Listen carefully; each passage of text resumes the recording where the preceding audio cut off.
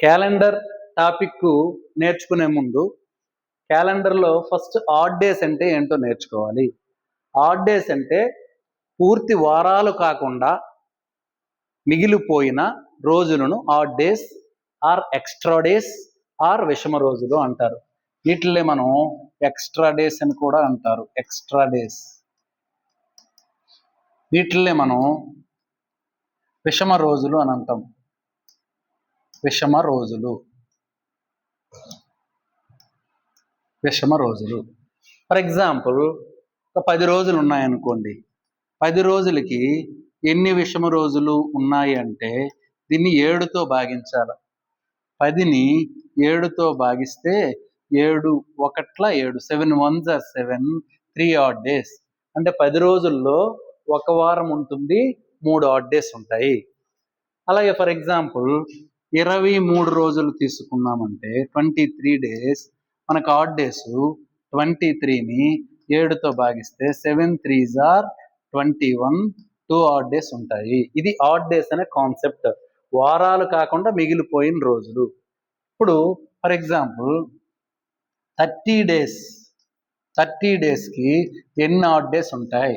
మనం జనరల్గా 30ని 7తో భాగిస్తే 7 4s are 28. మనకి మిగిలిపోయినవి 2 ఆడ్ డేస్. ఫర్ ఎగ్జాంపుల్ 100 డేస్కి ఎన్ని ఆడ్ డేస్ ఉంటాయి? 100 డేస్కి ఎన్ని ఆడ్ డేస్ ఉంటాయంటే 100ని 7తో మనం డివిజన్ చేయాలి. 7తో డివిజన్ చేస్తే 7 1s are 7, 10లో 7 పోతే 3, 30 ఉండదు. 7 4s are 28, 2 మిగిలిపోయింది. సో దీనికి 2 odd days అనేవి ఉన్నాయి. ఈ విధంగా మనం నెక్స్ట్ చూసినట్లయితే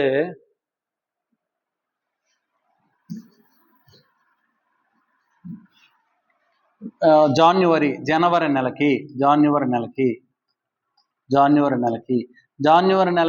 మనకు 31 రోజులు ఉంటాయి. దీనికి ఆడ్ డేస్ కావాలంటే 31ని 7తో భాగిస్తే 7 4s are 28, 3 odd days. అదేవిధంగా ఫిబ్రవరికి 28 కానీ 29 కానీ ఉంటాయి. 28 రోజులు తీసుకుంటే మనకి 7 4 28, 0 odd days. 29 తీసుకుంటే 7 4 28, 1 odd day. అదే మార్చ్కి 31 రోజులు ఉంటాయి. 31 రోజులు అంటే ఆల్రెడీ ఇక్కడ కట్టాం, 3 odd days, 3 odd days. అదే ఏప్రిల్ నెలకి 30 రోజులు ఉంటాయి. 30ని 7తో భాగిస్తే 2 వస్తుంది, 2 odd days. మే నెల 31 రోజులు, 3 odd days. జూన్ 30 రోజులు, 2 odd days. So July 31 days.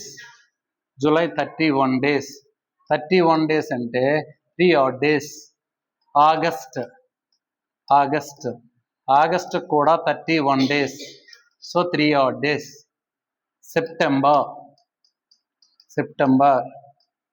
సెప్టెంబర్కి 30 days, 2 odd days. అక్టోబర్కి 31 days, 3 odd days.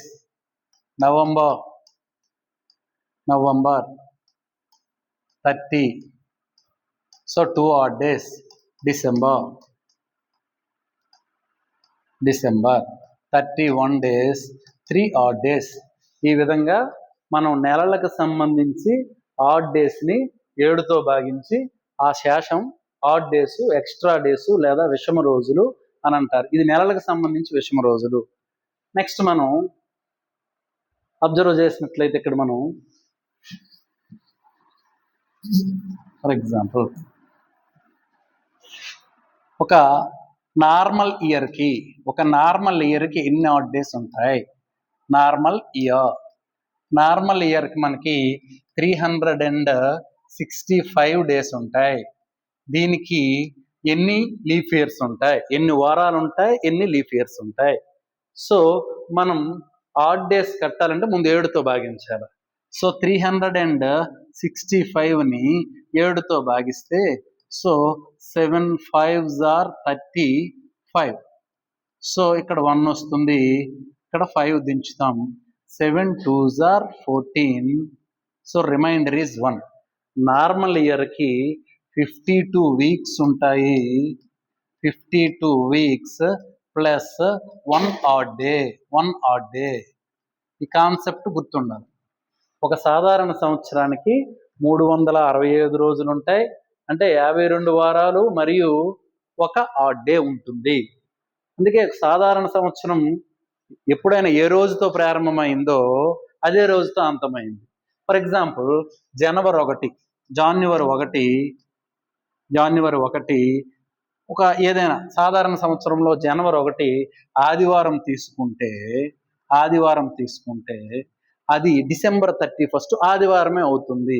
ఎందుకంటే ఇక్కడ 52 వారాలు 1 ఆడ్ డే ఉంది, అంటే ఇది ఆదివారం 1వ వారం లాస్ట్ రోజు శనివారం అవుతుంది. ఆదివారంతో స్టార్ట్ అయితే శనివారంతో ఎండ్ అవుతుంది. 2వ వారం లాస్ట్ రోజు కూడా శనివారమే, 52వ వారం లాస్ట్ రోజు కూడా శనివారమే. సో ఇంకొక రోజు ఎక్స్ట్రా ఉంది, శనివారంకి ఒకటి ముందుకెళ్తే ఆదివారం. సో సాధారణ సంవత్సరం ఏ రోజుతో ప్రారంభమైతే అదే రోజుతో అంతమవుతుంది. సో ఇప్పుడు మనం నెక్స్ట్ లీఫ్ ఇయర్ చూసుకున్నట్లయితే, నెక్స్ట్ మనం లీఫ్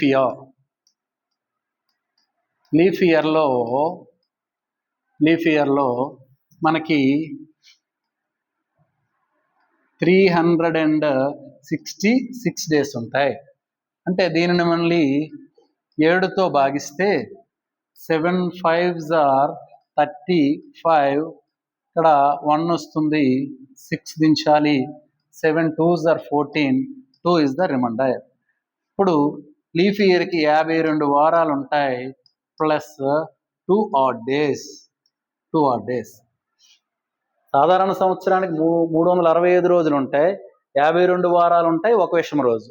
లీఫ్ సంవత్సరానికి 52 వారాలు, 2 విషమ రోజులు. అంటే ఇప్పుడు ఏదైనా లీఫ్ సంవత్సరం ఏ రోజుతో ప్రారంభమైందో దాని తర్వాత రోజుతో అంతమవుతుంది. ఫర్ ఎగ్జాంపుల్ లీఫ్ సంవత్సరం జాన్యువరి 1 శుక్రవారం అయితే లాస్ట్ రోజు డిసెంబర్ 31 శనివారం అవుతుంది. ఇది లీఫ్ సంవత్సరానికి సంబంధించి. నెక్స్ట్ మనం చూసినట్లయితే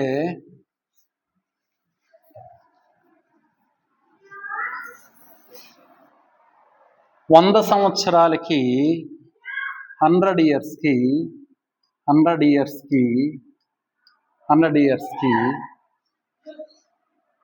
ఎన్ని ఆడ్ డేస్ ఉంటాయి? 100 ఇయర్స్కి ఎన్ని ఆడ్ డేస్? ఇప్పుడు 100 సంవత్సరాల కంటే ఇందులో నార్మల్ ఇయర్స్ ఎన్ని, లీఫ్ ఇయర్స్ ఎన్ని? ఇందులో 100 సంవత్సరాలలో లీఫ్ ఇయర్స్ కావాలంటే 4తో భాగించాలి. 4తో భాగిస్తే జనరల్గా ఇక్కడ 100ని 4తో భాగిస్తే 4 25. కానీ ఇక్కడ 100 కూడా 4తో భాగించబడిపోతుంది. కానీ 100 అనేది లీఫ్ సంవత్సరం కాదు. అప్పుడు ఏం చేయాలంటే ఇప్పుడు 25 కాకుండా 24 తీసుకోవాలి.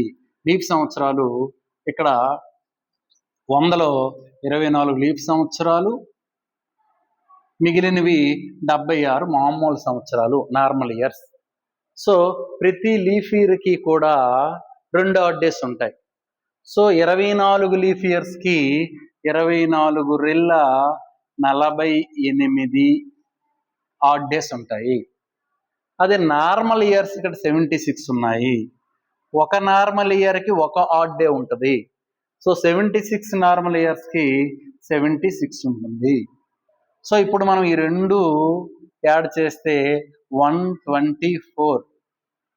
ఎప్పుడైనా ఆడ్ డేస్ కావాలంటే ఆడ్ డేస్ ఎప్పుడు 7 లోపు ఉండాలి. సో దీన్ని మళ్ళీ 7తో భాగారం చేయాలి. సో 124ని 7తో భాగారం చేస్తే 7 1s are 7, ఇక్కడ 5 ఉంటుంది, 4 దించాలి. 7 7s are 49. సో 5 ఇక్కడ రిమైండర్ అవుతుంది. అంటే 100 సంవత్సరాలకి 5 ఆడ్ డేస్ ఉంటాయి.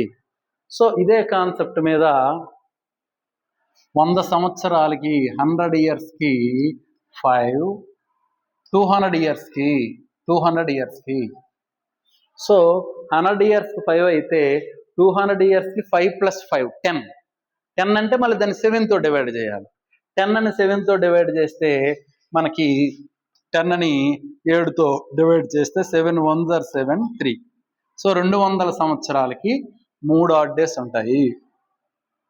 సో 300 సంవత్సరాలకి సో ఇక్కడ 100 ఇయర్స్కి 5 కాబట్టి 300 ఇయర్స్కి 15 అవుతాయి. 15 అయితే మళ్ళీ దాన్ని 7తో డివైడ్ చేయాలా. 15ని 7తో డివైడ్ చేస్తే 7 2s are 14. So 1 is the remainder. So ఇక్కడ 300 సంవత్సరాలకి 1 ఆడ్ డే ఉంటుంది. సో ఇప్పుడు 400 సంవత్సరాలకి చేయాలి. 400 సంవత్సరాలు. సో 400 సంవత్సరాల కంటే 4 5లు 20. కానీ ఇక్కడ 400వ సంవత్సరం లీఫ్ సంవత్సరం అవుతుంది.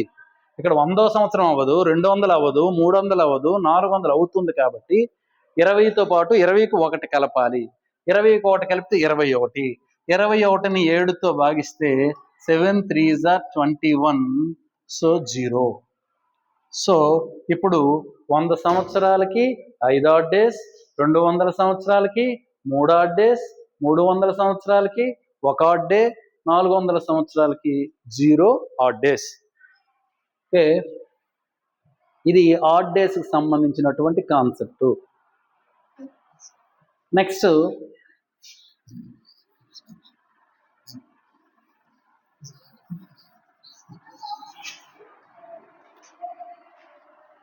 నెక్స్ట్ జనరల్గా లీఫ్ ఇయర్ అంటే లీఫ్ ఇయర్ ఏదైనా సంవత్సరం లీప్ ఇయర్ అవునో కాదో క్యాలిక్యులేట్ చేయాలంటే ఒక నార్మల్ ఇయర్కి అయితే అంటే ఒక సాధారణ సంవత్సరానికి అది లీఫ్ ఇయర్ అవునో కాదో చెక్ చేయాలంటే దాన్ని 4తో భాగించాలి. ఫర్ ఎగ్జాంపుల్ 2012 ఇది లీఫ్ ఇయరా కాదో చెక్ చేయాలంటే దీన్ని 4తో భాగించాలి. 4తో భాగిస్తే శాసనం 0 వస్తే లీఫ్ ఇయర్. 4తో భాగించాలంటే మొత్తాన్ని భాగించక్కర్లే, చివరి రెండిట్లు భాగిస్తే చాలు.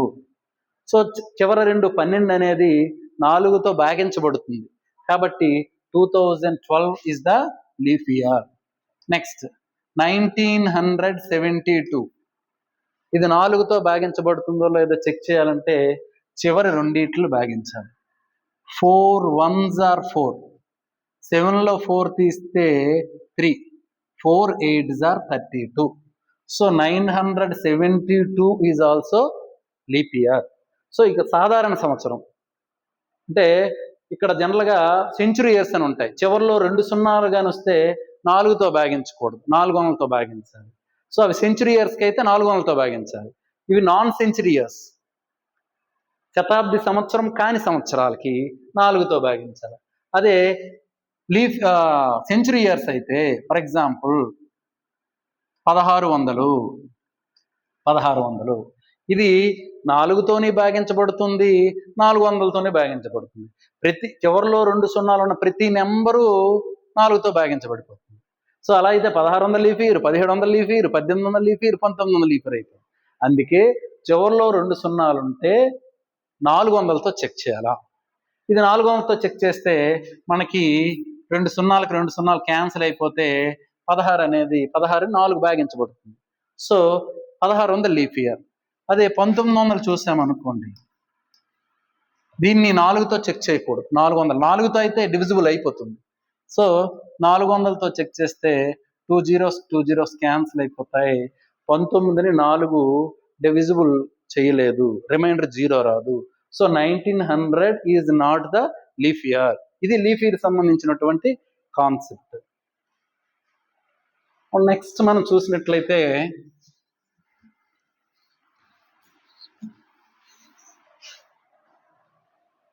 ఒకసారి అది పార్ట్